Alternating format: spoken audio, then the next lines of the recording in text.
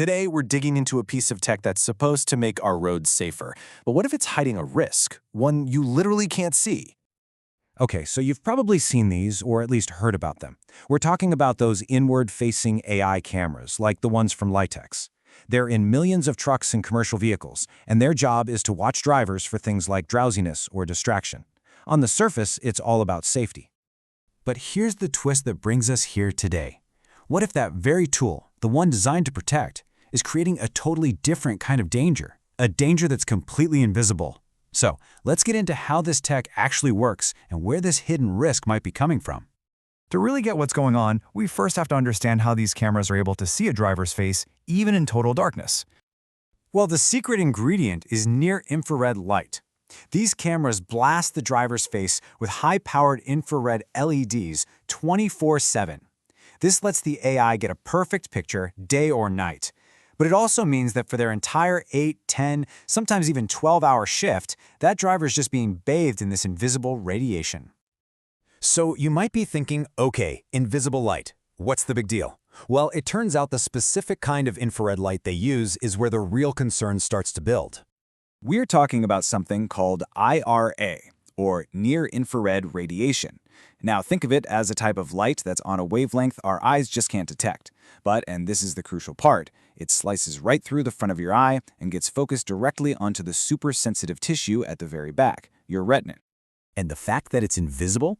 That's the whole problem. You know how if you accidentally look at a bright light, you immediately squint, blink, or turn away? That's a built-in safety feature called the aversion response. But with IRA, that reflex never, ever gets triggered. There's no signal telling your brain, hey, this is too much, which allows for hours and hours of uninterrupted, chronic exposure.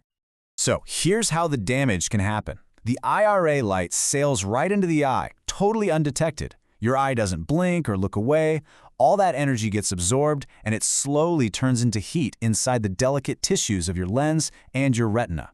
Over time, with chronic exposure day in and day out, this thermal effect is exactly what scientists have linked to really serious, potentially debilitating conditions like cataracts and permanent retinal injury. And look, this isn't just some theory on a piece of paper. Let's look at what the actual drivers, the people sitting in front of these cameras all day long, are saying. The numbers are pretty shocking. In one survey of drivers, a staggering 82.6%, that's more than 4 out of 5, reported having new or worse eye irritation. You know, things like itching and constant dryness. And it's not just minor irritation. Almost 64% of them reported feeling actual pain in their eyes or getting headaches that they linked to it. Some even described it as a sharp, stabbing sensation. And here's the full breakdown from that survey. You can see this clear pattern of symptoms, from tired, bloodshot eyes to outright pain, all starting after the cameras were installed. Now, this doesn't definitively prove one caused the other, of course, but that is a pretty alarming correlation, and it lines up perfectly with the known biological effects of infrared exposure.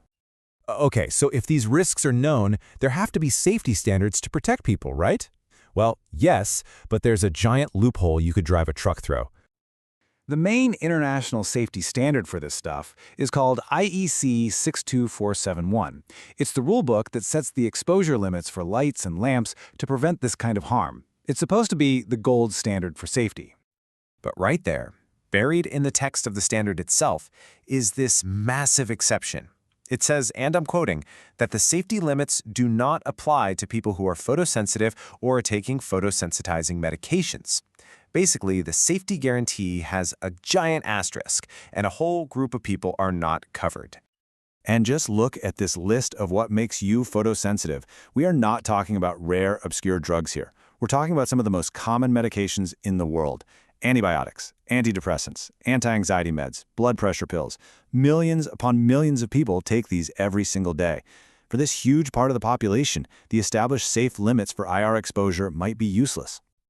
So this massive gap for photosensitive people, it raises some really serious questions about workplace safety and whether the rules we already have are even being followed. Here in the US, we have OSHA's Right to Know standard, and it's crystal clear. Employers have a legal duty to figure out the hazards in their workplace, give employees the info, and train them on how to stay safe. It's a fundamental worker's right.